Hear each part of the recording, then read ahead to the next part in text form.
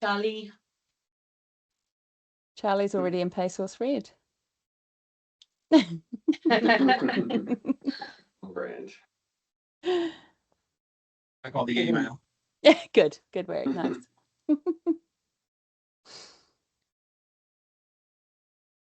Okay, let's get started. Welcome everybody to our Lunch and Learn webinar today.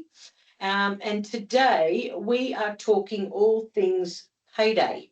The payday sorted with PaySauce that are new members to the Franchise Council of Australia. And today's Lunch and Learn is hosted by PaySauce and presented by Mina. And we'll also hear from Amanda and Anna, the PaySauce team. And there'll be a few sort of different ways to sort our payday that will be presented. So very, very exciting to hear this. If you've got any questions, leave them till the end and yeah, we can go through them there. So without further ado, over to Mina. Thank you so much, Helen. I'm just going to flash slide deck and hope everyone can see this. Just confirm everyone can see this? Yes. You sure can? Yes. Awesome. Well, good afternoon, everyone, and thank you for taking time to join us today. My name is Mina Berry. I'm Head of Partnerships here at PaySauce. And for those who don't know much about me, I've spent the last majority of my 15 years in my career working alongside small businesses, accountants, and in recent times, franchise networks. And over the last 15 years, I've learned something very interesting about business owners, and that is that no one gets excited about payroll. Sadly, aside from the payroll providers, it is still considered a bit of a boring, operational back office compliance topic.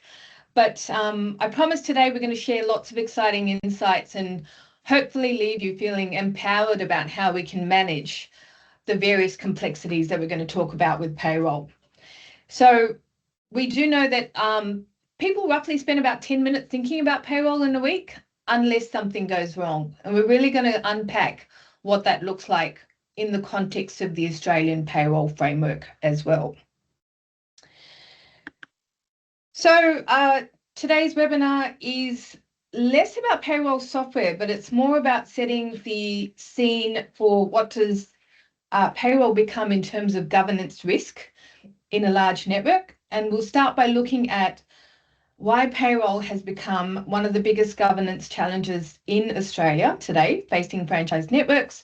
We'll then unpack 5 forces that have completely changed payroll over the last few years. And after that, I'll be transitioning over to Amanda Fisher, who's one of Australia's leading franchise accountants, and she'll be sharing what she's seeing on the ground day in, day out with franchisees. Then, rather talking about software, we're going to actually go through a compliance walkthrough with Anna from our PaySauce team. She's head of customer experience, and we'll be going through a pay run up to getting payday super sorted and show you how this reduces payroll risk across your network.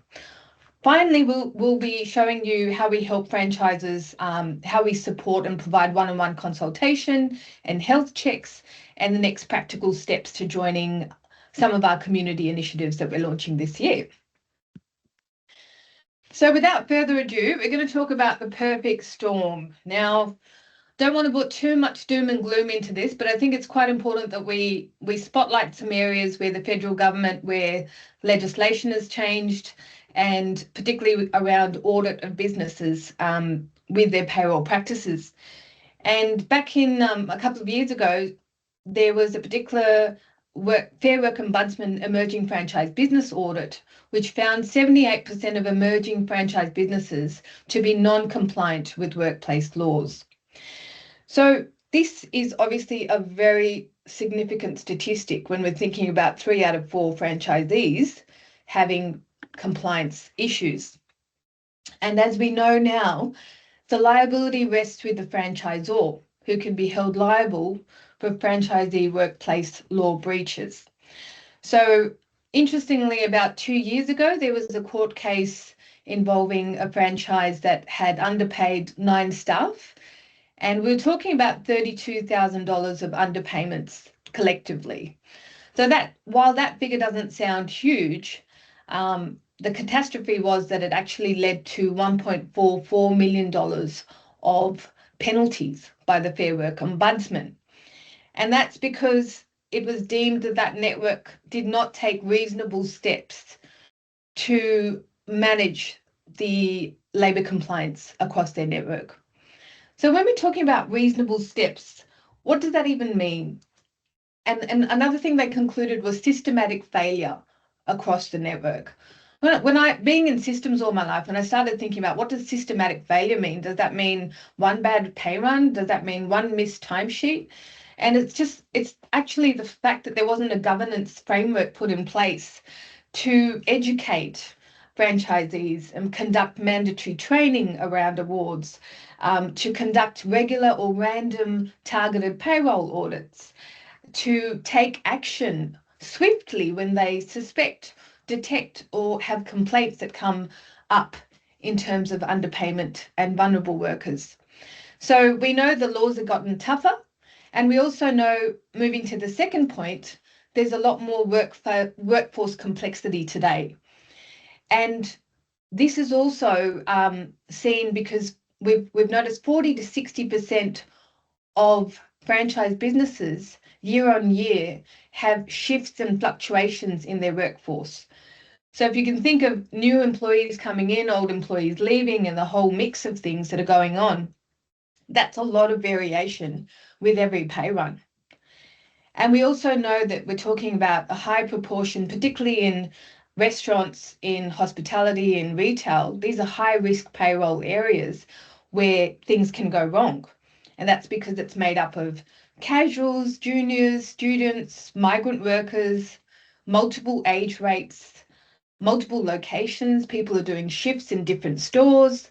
And of course, if one system is set up differently to another, that can pose significant risks around award classifications. And then the final thing is the high staff turnover, which I mentioned before. 40 to 60% of the workforce shows movement year on year with franchises.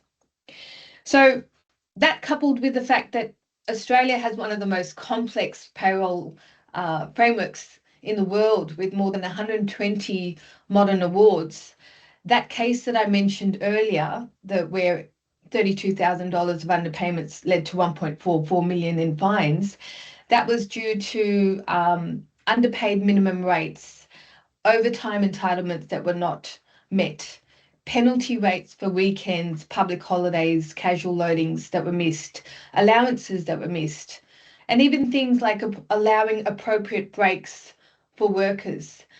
When that's not categorised properly, the penalty rates related to that were also missed. So there's tons and tons of complexity. And then, as we know, this year, payday super hit 1st of July. So that compounds things even more, because as we know, when you get the pay rate wrong, it actually means you get the super wrong as well. And so it just goes on and on. So the financial impact of what someone may think is an underpayment of one staff member or an overpayment can lead to a lot of compounding issues for the franchisor. Not to mention the distraction of management time away from growing the business and historically going back and trying to unpack where these things went wrong. So as you grow your network, it becomes far more risky and complex. And that's one thing I'd just like everyone to stop and think about just for a moment while I have the slide up is, what would you classify the confidence level that you have in your network that your stores are paying their staff right? Just out of 10, if you flashed a number in your head, you don't have to share it, of course, but it's just something to think about. And we'll come back to that towards the end of the presentation. Now, I'm going to handball over to Amanda, who is, as I mentioned, our leading franchise accountant and expert in the area of working with franchisees. And you're going to break this down for us, aren't you, Amanda? Talk us through the pay run. Thank you, Mina, and hello, everyone. You know, one of the things I love about working with franchise businesses is seeing how passionate the owners are. But you know what? Nobody opens a cafe, a bottle shop, a retail store, or any other franchise type because they dream about payroll. They open the business because they're passionate about the industry. They want to perhaps build a team, and more than anything, they want to build a business that they are proud of. But every week, I watch great business owners become accidental payroll administrators. And that's where the problems begin. Over the years, I reviewed, hundreds of payroll files. And you know what? Something really interesting. I have never found anybody deliberately trying to underpay their staff.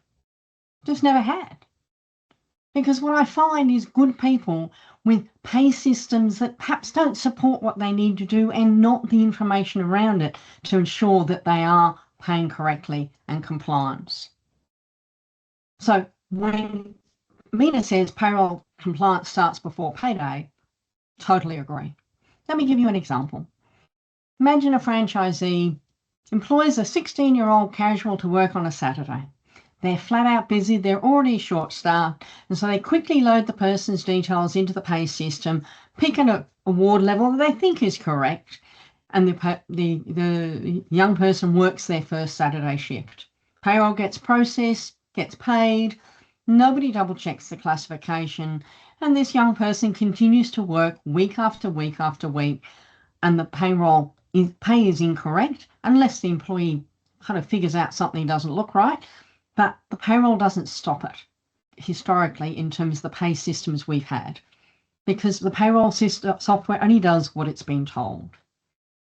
That's why the foundations matter. And that's why this slide that we've now jumped to is perfect, because it represents what I see every week in running payrolls. And that is that it's the incorrect employee setup from the get-go. It doesn't start on payday. It starts at the time when the employee is being set up in the pay system. If the employee rate isn't right, the type, the award, the classifications, the conditions, all of that stuff, which Anna, I think, will go through in a lot more detail, but all of that isn't set up right from the get-go. We have a problem right from there. And then if the award, so dealt with the award classification as part of that setup, then if the time records aren't right, so if they're not clocking in, clocking off correctly, and that isn't flowing through to the right amount of overtime, penalty rates, all those sorts of things, that becomes an issue, because now we've flowed into a payroll, and the payroll has been run with incorrect information going into it. That then means we're lodging STP with the wrong numbers going to the ATO. They're right compared in terms of what's being paid, but they're not right in terms of being compliant with the right rates, etc. And payday super falls straight off the back of that payroll. So if we've lodged the wrong gross pay, then the super is going to be incorrect as well. And what that leads to is a lack of employee trust. And it's the bit that nobody talks about. It's not the legal risk, which is significant, as Mina's alluded to earlier, but it's the human risk. Because when an employee loses confidence in payroll, they lose confidence in the business. And Mina also mentioned 40 to 60% year-on-year turnover in terms of staff in franchises. I don't know the answer, but I put the question to you. I wonder how many of those people have left because they lost confidence in what they were being paid, in terms of how much pay, something to do with their pay issues. Is that a reason they've left that franchise employer and moved perhaps to another one who's paying them correctly? So where do these payroll mistakes happen the most often? If we can flick to the next slide, thank you. Here, so these are the 10 mistakes that I see most often. And I'm not going to go through, there's a lot of detail in this slide. I think it'll come out in the pack afterwards. But I just want to talk about a few of the examples that are in behind that. Incorrect award classification, manual award interpretation, and time tracking errors. Client I'm working with at the moment, they're not using PaySauce. They're using a system where, excuse me, when the employees clock in and clock off, if they forget to clock out for their breaks, they can't amend the pay. So the pay officer is going in every payday and sorting through every single employee's every shift to make sure that everything's right. And then they're taking the decision around the 20 minutes, was that overtime? Is it penalty rates or not? And they're manually making those decisions around whether they're paying them overtime, whether they're not, etc.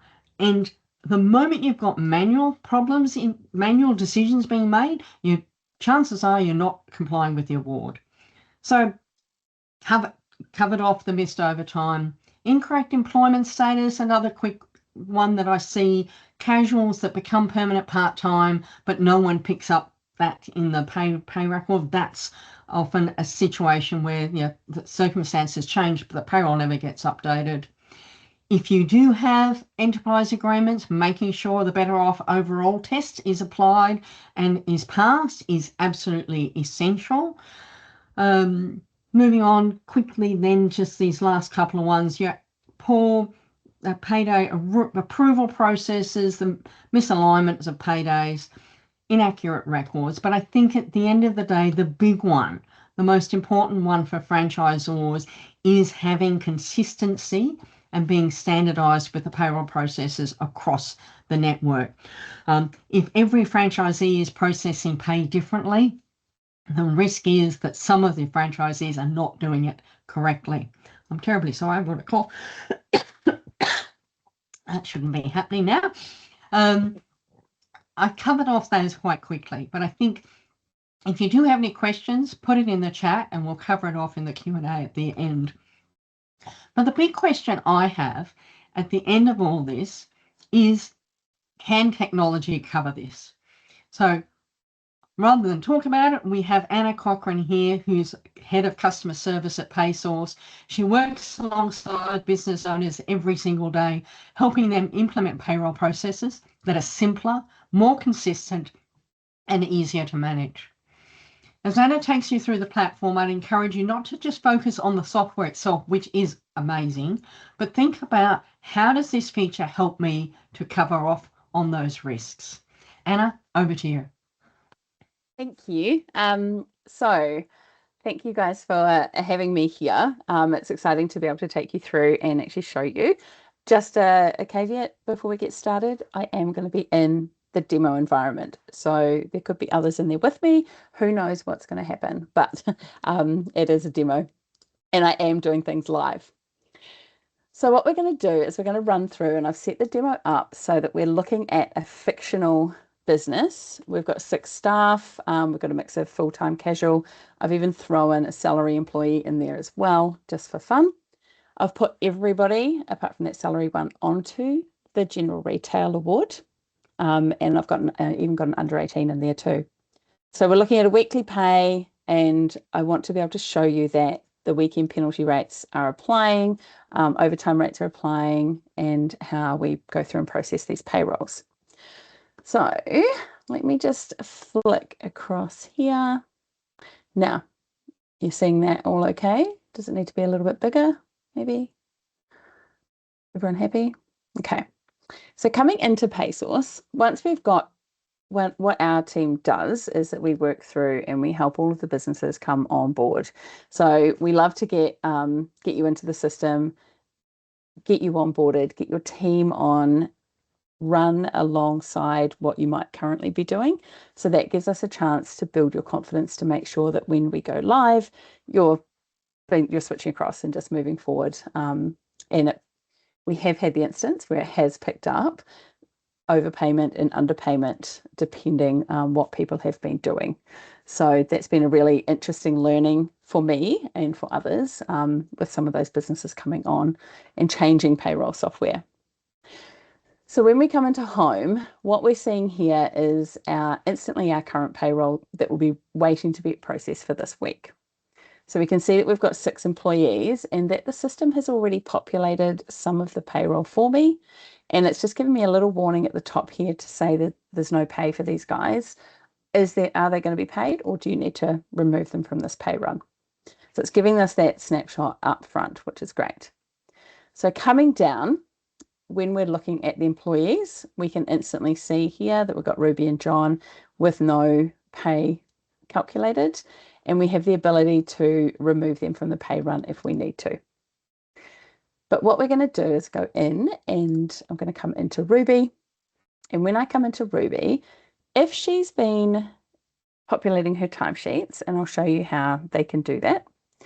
If they've been doing it themselves, either via putting the timesheets in themselves or using the kiosk, so start, stop, time. And the general retail award is required that they are on start, stop versus hours.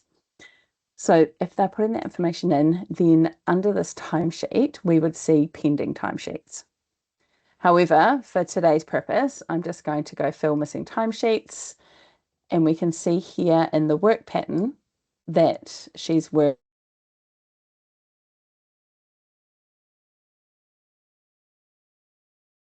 base rate of 27.81. She's a casual, so her casual loading is getting applied.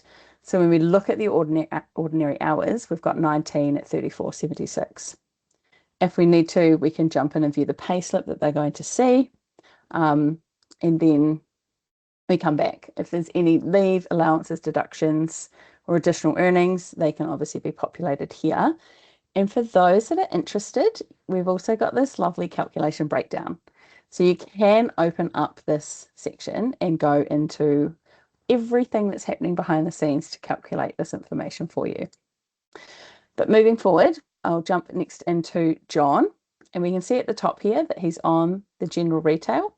He hasn't also populated his timesheets, so I'm just going to fill those missing timesheets, and we can see in the breakdown here that he's actually ticked behind the scenes that he's got a first aid certificate. So because he's responsible for first aid, he's getting that allowance on top. So coming forward, Edward, he is the one that I have demonstrated that he's on salary. So he's nice and simple. He's got his salary, everything's just worked out. And he's also sacrificing some additional super on top. So coming forward to Tom, Tom has only worked 3 days, but he has here overtime hours. So the system has automatically worked out his overtime hours and taken obviously away from his ordinary and populated that at that overtime rate into for that Monday to Saturday, more than 3 hours. I'm not doing anything super complex in here for you. And then Dexter, he has actually worked a Sunday. So we can see here that that Sunday penalty rate has instantly been applied. So we've got him being applied here at 7.6, and he's on quite a good rate. He's above award by the looks of it. And then going through, now this is what I want to show you with Georgia. So I'll jump into Georgia as an employee as well at this point. So we can see here that Georgia has got 2 timesheets for the first. So she's worked 2 4-hour shifts. One is still stating as pending. So this is what it looks like when it comes through, and they've put their timesheets in themselves from their login, and that timesheet will be pending, and you have the ability to jump in and make any changes and then approve that timesheet. Now I'll just switch and jump into Georgia's login. So when we're looking at Georgia, we can see here that she can still change. So if she was like, oops, I actually worked till 12, she can make that change here and save it. So that will flow through an update. However, because I've approved these ones, that entry is in an approved state and can't be processed. So she can't actually make any changes. If she had made a mistake, she'd have to contact me so I could update it at my end. If she had forgotten to do a timesheet, she can obviously add that timesheet here. And if they were using the kiosk, they would be clocking in and clocking out, and the information would be populating in here for them to review, and you would also be seeing it at your end as well. So employees can also see any leave balances that they may have. They can review timesheets, and they can review their pay slips. So when you run the payroll, it sends them an email to log in and get their pay slip. And if by chance there was any reimbursements, there is that ability to do that here too. So coming back to Georgia, let me just come back to her. I'm going to jump in and approve that timesheet. So we can now see that's approved. What's really great with the work pattern is it gives you the ability against the team member to put in what you're expecting them to work. So if you've got some casuals or some part-times, part-time or full-timers that work specific days, specific hours, you can see what they're normally working. And we can see here that she normally works another couple of days. So we can go, okay, why didn't she work that? If we haven't processed a leave request, we can process that leave request, or we can go and check with her and then even fill those timesheets if needed. And then coming to her breakdown, we can see her base rate. We can see that she's a year one apprentice, and she's also got an ordinary hour penalty for Monday to Saturday because of her setup. So the system is automatically picking that up. And the way it's doing that is when I come into the team and when we run through and do the setup with you, we've got all the standard information. But when we come into awards, this is where we choose what award we're on, and we can override the award rate if we want to. And we've got all of those different levels within, and then obviously the different allowances that they have. If you've got anybody who is on IFA, we are also able to structure that within the system too. But the real magic happens once I'm ready and I've got everything done and dusted. We can see that my payment method here is Pay2. So what Pay2 is we just connect and run an authorization from here to your bank. And so, for example, if you're with CommBank, we'd complete in the company settings the authorization with Pay2. It will then send a notification and you will approve that in your internet banking login. And that gives you the ability for us when we hit process pay run to say, hey, bank, this is the amount, this is the gross amount. So it would tell them to debit the 632386. It will then pay the 1388 to the ATO, and it will pay the net amount out to the employees. We also then, as part of the onboarding, as we connect up with our super choice for the payday super. So we also tell super choice to debit your account for the 75289, and then they have 7 days to get that into the employees' bank accounts. So coming down, I'm just going to now hit the magic button, and we should see all the lovely successes. So we have sent that notification off to the bank, we've sent the notification off to super choice, we've filed the STP and submitted that super. Now, all of this information populates at the base of the pay run.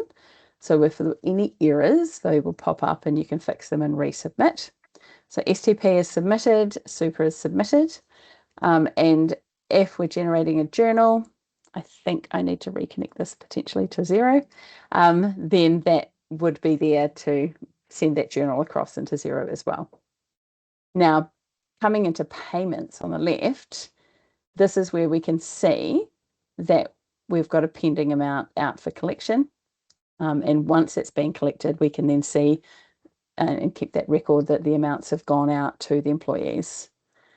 And it made me not happen as fast as I like it to. And I had to get this nice for you guys. I had this all cleared out before we came in. So everything populates and it retains and keeps that information in here for you.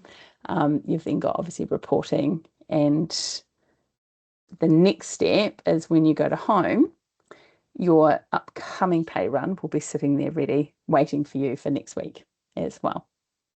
So that's all ready to go, and we can jump into that previous pay run as well as required. Well, there's my journal. So if you're on Xero, that journal has already been posted, and we can view it in Xero as well to see that that journal's gone across. Now there's a couple of ways you can set that up. If the journal's already gone across, you can have it as draft, so you can obviously make any edits to it if you require. And as a part of onboarding, we'll go through and set that up to make sure everything's going to the correct spot in the general ledger for you. On top of that, if you need to create extra pays for any reason, that is able to be done within the system, and anything else that you pretty much expect. But I don't want to take you too in depth. So what we will do is, obviously, if there's any questions and you want me to show you anything more in depth, we can do that in the Q&A section as well. So coming back to the presentation, what we've just seen is that I've been able to process that really quickly. So I've had a few feedback from clients with regards to this one dairy farmer down the south of Melbourne, and she said to me, "Oh, she's like, Anna, I couldn't be without you guys." She said, "You've just made my life so easy." Another client recently, and she has a cake shop, and she just loves it. She's like, "I just jump in, I run it, I'm done in minutes, and everything's done. I don't need to risk that potential for error where I'm maybe running the payroll and then punching those numbers in to send them off to the team members because the system is just doing it.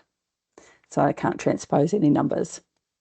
You've got that faith and that trust in the award rates. They're helping, happening automatically. The payday super is sorted.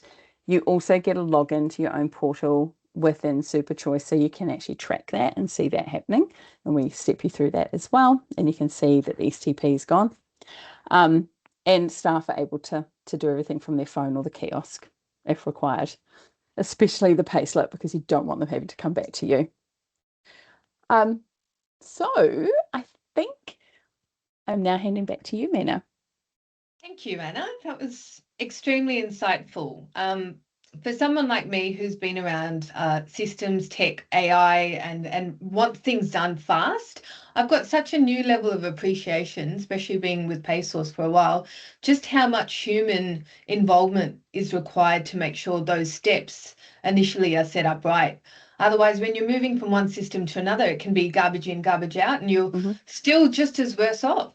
So one thing, if you wouldn't mind breaking down, is support. What's the difference with PaySauce? So you still get access to myself or the team. So we're keeping that really human element. So yes, there will be some portion of like contacting. We use Intercom or now Finn. So Finn does on the front end have some AI with regards to answering questions, and we've found that it is answering about 80% of the questions that clients are asking. But all you need to do is literally type, "I want to speak to a human," and you get myself or the team. We're able to jump on a call, a screen share, whatever is needed, because we really value that human aspect of jumping on and helping to problem solve, because we know how stressful the payroll portion is, especially because people are relying on that money to come into the bank account. So the employees and that trust from the employees. I've been there where in my younger years where payroll didn't turn up on the Wednesday night, and for some reason I had direct debits going out on the Wednesday night. And yeah, that becomes quite stressful for everybody. So that's what we don't want to be happening. So one of our philosophies is anything that's going to stop a employee from getting paid, we're straight onto that. And yeah, you've got the team across Australia and New Zealand to be assisting with that. Awesome. Thank you. Any questions? I just wanted to make a interesting comment on that percentage at the start, Mina. 78% of emerging franchisors being non-compliant, and there's a few new emerging on today. Like, what is the ideal time to be looking at like a full payroll compliance system for you? I mean, obviously there's some that have got, nearly 1,000 franchisees as well, but at the smaller end, in the 0 to 5 or 0 to 10 category, like, yeah, when is the right time? Because if 78% of them are not compliant, That's right. Your recommendations on that?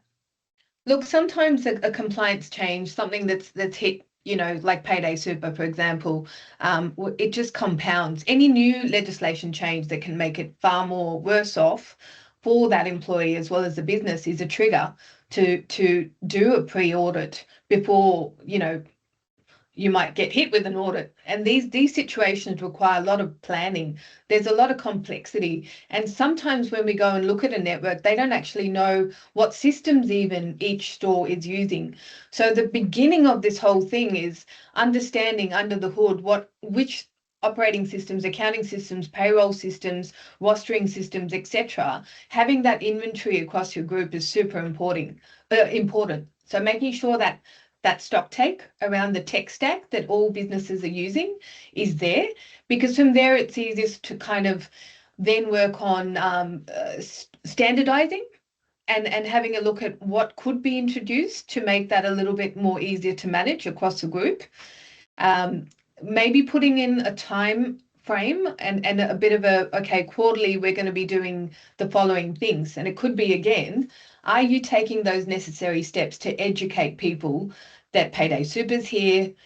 Has anyone in the network got any questions about any new changes that have happened? I think even before Payday Super, a month or two before, award rates went up by 4.75% across every award. So when these things happen, are you talking to your network? Is there a hotline? Is there a way that they can reach you when they're not sure legislation has changed and whether they're keeping up? But I think it comes down to that tech stack, making sure you've got an inventory of what people are on as a first step. And I'm surprised how many times I go into networks and they haven't yet got that sort of a overview of what everyone's on. And there's a number of steps involved, which kind of leads us to this next segment. I hope that answers what you were asking, Helen, is about when's the appropriate time to start, is really trying to get that basic foundational inventory check and then set up education and a hotline, a place where people can come back to you with inquiries is super, super important. So what we're doing at PaySauce to help, and we've spent a lot of time thinking about this. We're working with a few franchise groups at the moment, and initially what we do is we talk to head office and we look at seeing if we can do a network-wide demo similar to what you saw today with Anna. And we choose different times of the week, so it's comfortable for the stores to jump online. We take them maybe 20 minutes of their time and we go through PaySauce. And then we go back to head office and we check in with head office if there's any particular stores that would like to be contacted directly. Often head office might have might want to have a confidential discussion about the network as a whole. So we do that as a one-on-one consultation. There are other incentives as well in terms of network discounts, but I think going back to the human element, what Anna was talking about before, is I think one of the biggest differences around PaySauce is being empathetic and being human and making sure that onboarding and setting up of employees and the training element is not to scare people, not to catch out someone to make them feel that shame that they might be doing something wrong. It's really empowering them. We know that they're busy, they're running their businesses, they cannot keep up with everything. And if they're manually calculating anything or got sticky notes, we want to take away that burden and replace that with better technology, along with human support. So that's super, super important. We've launched a new initiative, and this will be coming. You'll see this in our website and some of our socials, and it's around Be a Better Boss community. So just like us, there's other providers and there's other experts in HR, employment relations, payroll, accounting, and other areas that are quite concerned about leadership challenges around people, particularly in this complex legislative environment. So there will be a growing Be a Better Boss community with other service providers and other professionals. And we also encourage franchise groups to join and be one of our founding members so that we can all raise the bar collectively across handling these complex challenges with people and payroll. And so with that, the Be a Better Boss initiative, if you're interested, so this could be things that are topical, that are on your mind around people management. Paying people right, of course, is one of them. But if there's other areas, we'd love your thoughts on what you think it would take to put together better educational resources to support the bosses. And if you'd like to join and you'd like to take part in these conversations, please in the chat just put in Better Boss, and we will reach out and contact you and let you know about this new exciting community initiative that we're launching. We'll share lots of tips, not just from PaySauce, but from other vendors as well in these areas. And finally, if you'd like to actually do a one-on-one consultation with Anna, myself, or Amanda, I'll leave you with these links here, which is our email addresses and also our landing page for PaySauce for franchises, which is paysauce.com/au/franchises. And we can schedule a one-on-one conversation and see if PaySauce is the right fit for you. So what I might do is open up the floor for any questions. It's a bit quiet today, and I would love to hear any burning questions that are on your mind. Thank you. Anyone got any questions? Generally, when it comes to compliance, there's not a lot of questions, but it is worth, revisiting the recording when you get it and thinking up, marrying up your system with what we just had a look at. Yep. Yeah. Thanks, Bong. So, look, I think on that note, I will be sending out everything, not just the recording, but a summarised slide deck. I think those 10 common mistakes are good ones to have a look at and see where your business sits in the common mistakes, and also the contact details of the ladies. So thank you very much, Mina and Amanda and Anna from PaySauce. Thank you, Helen. And Thank you. Thanks, You're everyone. welcome. So we've got two webinars, I should say, coming up.